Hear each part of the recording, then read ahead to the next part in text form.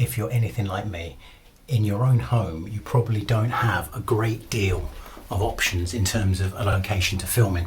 But sometimes you just got to get it done and you've got to make the best of what you can. So let me show you what I've set up.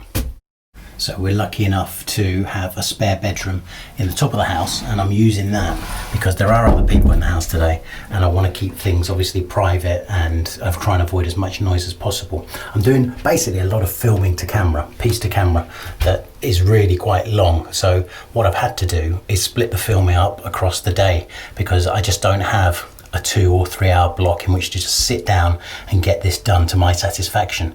So I needed a location that I could control. I could kind of make sure I could come in and out whenever I got half an hour here or an hour there to kind of continue the project. So I've used the spare bedroom for that reason. That's the camera I'm going to be facing for all the pieces to camera. I'm going with the Sony a6300. Now I would have used my big camera for this, but the big camera doesn't have autofocus, which I don't really use if I'm behind it. But in this case, it's just me, obviously, so I want to be filming confident that I'm going to stay sharp. They have great autofocus, so with a Sony lens, so that's got a Sony 18 to 105, I think, zoom lens, which is going to track my face, and I'm very confident with the focus on that. So that's the reason why. I mean, it's a bit of a pain doing extended filming with a camera like that because you've got battery issues, you've got card issues, you can't run the sound into it. I'm recording sound separately, I'll talk about that in a sec. But I've just gone for that camera only because it has great autofocus and I know I want to stay sharp. Just as a reference, I've got the Swit 7-inch monitor next to it, so I can just quickly look up and make sure I'm about center of the frame and I'm recording, because that will display the record tally on the monitor screen, so I can just be confident that we are turning over and I'm central in frame where I want to be. So that is the chair, quote unquote, that I'm going to be sitting on for large periods of the day. I haven't gone with a normal chair because there isn't one in this room and I didn't really want to bring one up the flight of stairs. And I'm perfectly comfortable on that, sitting on it like for an extended period. It doesn't swivel, doesn't make any noise, so, and it gets me to the right height that I can work with. So it's absolutely fine for me. I mean, obviously some people wouldn't fancy sitting on something like that hard for a while, but I'm absolutely fine with that. That's my seating position, and that's the camera in relation to it. So everything is pointing towards that camera. Audio wise, I'm going to be using this Tascam DR10L. I'm a big fan of these. I really like them. So it's a little self-contained recording unit with that lav mic that plugs into it. Really good, makes a safety track at the same time. So I really like it. Long record times, great battery life, you know. It's great, and since the camera doesn't take an audio in, I just run it to that and I'll sync it in post, and it's, you know, pretty fail safe, to be honest. I really have a lot of confidence in it, as long as the mic's positioned to where you want it to be and it's not catching anything. Now let's quickly talk about lighting, because obviously that's really important. Now I've got this huge window behind me that I have used in the past as a key light, but obviously the problem with that is on a day like this is a really, and it's overcast now, clouds are moving through. It has been cloudier during the day, but the sun's coming in and out, and so you've got this huge range of light. I think it's happening right now. The light's coming through and the exposure is going to change, and if you're not monitoring that, it's going to be quite a dramatic change. I want things to stay consistent, so I decided not to go with this light because I know I'm going to be filming for most of the day in different sections and I want to try and keep things consistent, as I say. So I want to remove this light. Unfortunately, that does it pretty well. You know, if I shut it right down, obviously there's a massive difference now in terms of illumination, so we've got to make up for that. So I'm using a pair of these newer LED panels, which I really like. I've got a pair of them, as I say, and I'm using the other one behind where I'm sitting just to throw a backlight onto that rear space behind me.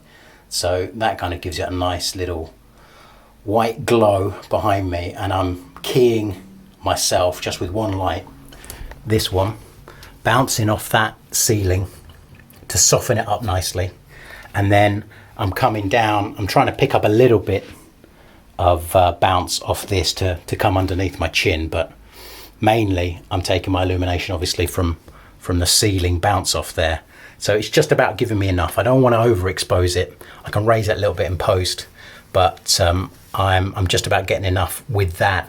And I've blocked off that window there. There's another window there as best I can with a black facing that to kind of try and reduce some of the spill coming in, especially when the sun blasts.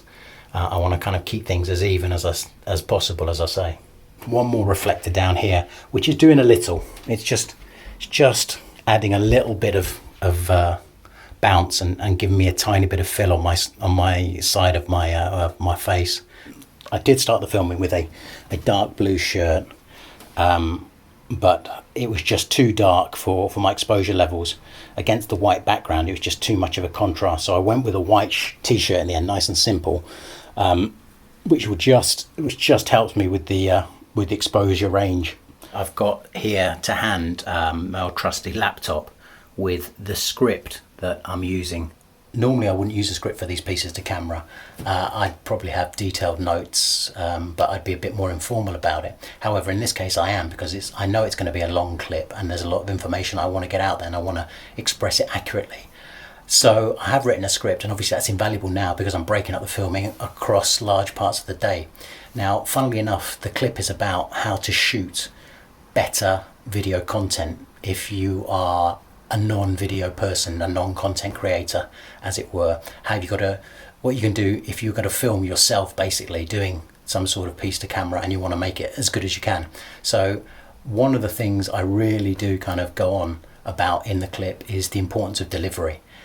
So the fact is I am following a script, but if everything goes to plan, it doesn't come across as someone following a script. Again, I really make the point of saying you've got to engage, you've got to be relaxed, you've got to kind of be able to kind of connect with the viewer, and the last thing you ever want to do is come across as if you're just regurgitating something you've learnt by memory. So hopefully I'll avoid that myself, and the clip will do its job. It's just after 2 in the afternoon, just a little follow-up. I was just doing a bit of filming and I had to suspend because the rain's coming. It really is quite a few different seasons in one day here, and obviously that noise is intruding upon the audio I'm trying to get done here, so I've had to suspend filming and hope this rain passes.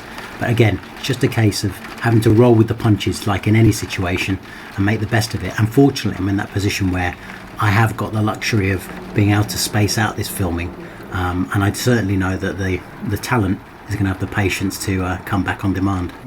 It's about 3:40 now, the rain's passed, the sun is actually blazing outside, so I'm really glad I went with the LED option because it would have been impossible to get any sort of consistency with the sun coming in and out as it has done all day. I'm going to make a big push for it, the last burst. Now I'm all set to go, camera's up there, the monitor's good. I've got my mic on this occasion, that Tascam. I've got it at about mid-chest level, which is not optimal, but as I say, I had to change into a white shirt really for this, and so because obviously the mic is black, I just was quite unhappy with it being visible. Normally I don't really mind being able to see the mic, but when it's black on white, I decided, I'd rather have it lower, just out of frame, but not visible, because as I say, against a white shirt, it's always going to be just so eye-catching. And that is it. I'm about to hit stop on the final clip. It's been a big day's filming, lots of interruptions, but pretty happy with what I've got, I think. Very simple, a lot of talking straight to camera, but as I say, it's all down to how you say it and believe in what you're saying, and I'm pretty happy so far. I'm going to break it down into 5 areas for you: equipment, location, setup, delivery to camera, and what happens after we press stop. But before I do, I want to talk to you a bit about mindset, because I think if we get that right, everything else is going to follow.